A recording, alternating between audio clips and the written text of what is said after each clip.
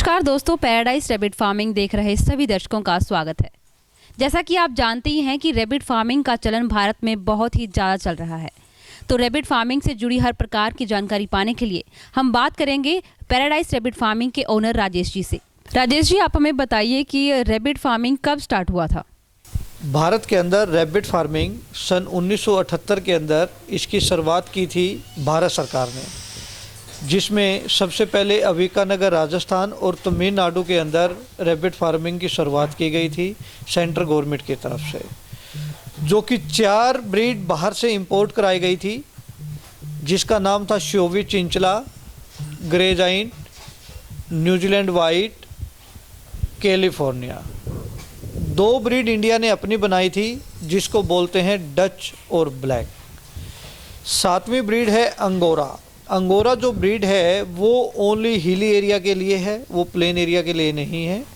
और जो ये 6 ब्रीड मैंने बताई हैं, जैसे श्योवी chinchilla, grey giant, New Zealand white और कैलिफोर्निया डच एंड ब्लैक, ये 6 की 6 ब्रीड हैं प्लेन एरिया के लिए और हिली एरिया के लिए। आप इस रैबिट को तमिलनाडु में भी पाल सकते हैं और J&K के अंदर भी पाल सकते हैं। कोई ज़रूरी नहीं है कि इसको J&K में नहीं पाल सकते या तमिलनाडु के अंदर नहीं पाल सकते। ये रैबिट फार्मिंग जो है वो रफ एंड टफ, कि आप दोनों एरिया में कहीं भी, चाहे ठंडा एरिया हो या गर्म एरिया हो, कहीं भी आप इसको पाल सकते हैं। सर, जो बाहर से ब्रीड मंगवाई गई थी वो बाहर से क्यों मंगवाने की ज़रूरत पड़ी थी? उनका क्या यूज़ हुआ यहाँ पे? देखिए, बाहर से जो ब्रीड मंगवाई गई थी, इंडिया के अंदर कोई ऐसा कॉमर्शियल रैबिट नहीं था। ओनली जंगली वाइल्ड लाइफ के अंदर जो आते हैं खरगोश, वही खरगोश थे। इंडिया के अंदर कोई ऐसी ब्रीड नहीं थी कि जिसको हम कॉमर्शियल सरकार यूज़ कर सकती थी। जैसे मैं एक यूज की बात करूं कि जैसे आज न्यूजीलैंड वाइट रैबिट की हम लोग बात करते हैं, तो देखिए कि पूरे इंडिया के अंदर कितने इंस्टीट्यूशन हैं जहां पर रैबिट के ऊपर एक, जैसे ड्रग्स की हम लोग बात करें कि ड्रग्स एक टेस्टिंग होती है, और जो स्टूडेंट जो हैं PhD करते हैं या कोई MBBS करते हैं, तो वो ओनली न्यूजीलैंड वाइट रैबिट के ऊपर एक इसके ऊपर स्टडी करते हैं। तो एक, जैसे मैं लास्ट टाइम भी हमने बहुत सारी वीडियोज़ में अपना दिखाया है, CPCSEA अप्रूव्ड।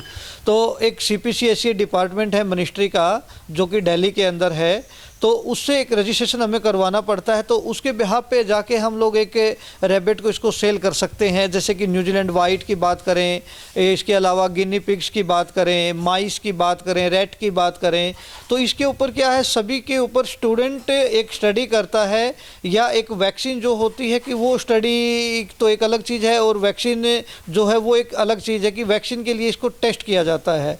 इसके अलावा स्वाइन फीवर में इसका एक यूज होता है कि एक स्वाइन फीवर जो वैक्सीन है वो इससे बनाई जाती है।